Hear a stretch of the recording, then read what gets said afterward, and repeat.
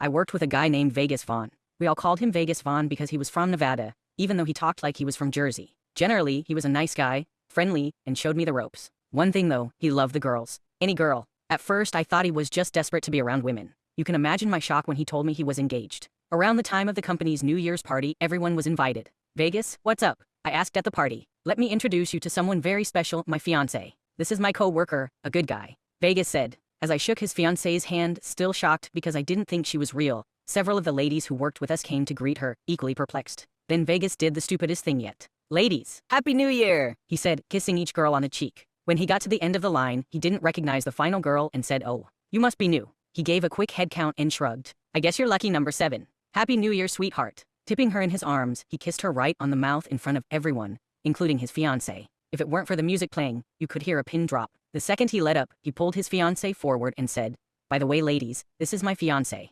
introducing her to each woman who looked for someone to save them. He finally reached me, the only guy in the group, and you've already met my co-worker, Vegas began, but before he could finish his sentence, his fiancé wrapped me in her arms and kissed me like I was dying tomorrow. She was a damn good kisser too. The second she let go, I felt my leg buckle, and I had to take a step back to hold it together. The hurt look of betrayal from Vegas brought me back to reality as his fiancé said, Happy New Year, and left the party. Weak and frightened, Vegas ran after her. Honey, are we going home? The next Monday, Vegas Vaughn came in that morning as usual without a care in the world. As he said hi to everyone, I was pretty worried he might be pissed at me. His not-so-subtle skip over me from his morning greetings, followed by his meet me on the playground for a fight glare, told me to keep my distance. Not long after that, he kissed the receptionist on the cheek as usual. How ya doing, sweetheart? He said, before patting her on the butt and going to his office. She got so mad she went straight to HR and complained. But it wasn't just her. All the women complained. Next thing I knew, an email went out to the whole company. A mandatory sexual harassment training meeting was required next Friday. Everyone had to attend. No exceptions. As the rest of the week rolled by, everywhere Vegas went,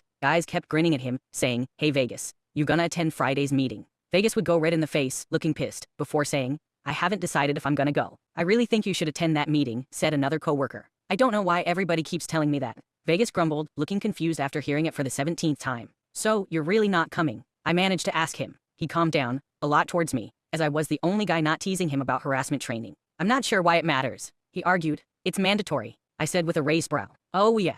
Well, I'll think about it. Maybe I'll see ya there. Friday night came and everybody was waiting for Vegas to come through those doors. But he never did. The following Monday, he came in and told the owners that he was going for a new job. Now to be clear, we just lost our top seller, all because the owners wouldn't promote him to partner. They'd actually offered him a whopping raise to stay, but our top seller left. I don't know why, but for the next 2 weeks, Vegas kept waiting and waiting and waiting for the owners to beg him to stay, to give him a big pay raise and proclaim him the backbone of the company. On his last day before leaving, the owners called him into a meeting. This is it. Time to get paid, Vegas said, waiting for their apology and bonus check. To his surprise, they offered him a goodbye cake instead and wished him well on his new venture. Vegas was crushed. I could tell by the way he didn't really talk much or eat when everybody joined in the meeting room for a slice of cake. When he left, he didn't even kiss the girls on his way out. A few months later, I got a message from him. Turns out he got a job promoting a nightclub called Star City. Yeah, one of those kinds of clubs. He loved it because he got free entries on his days off and wanted to know if I'd go clubbing with him. I was a bit surprised and asked about his fiancée. Turns out they broke up not long after the New Year's Eve party. He said it was cool because he was a free man.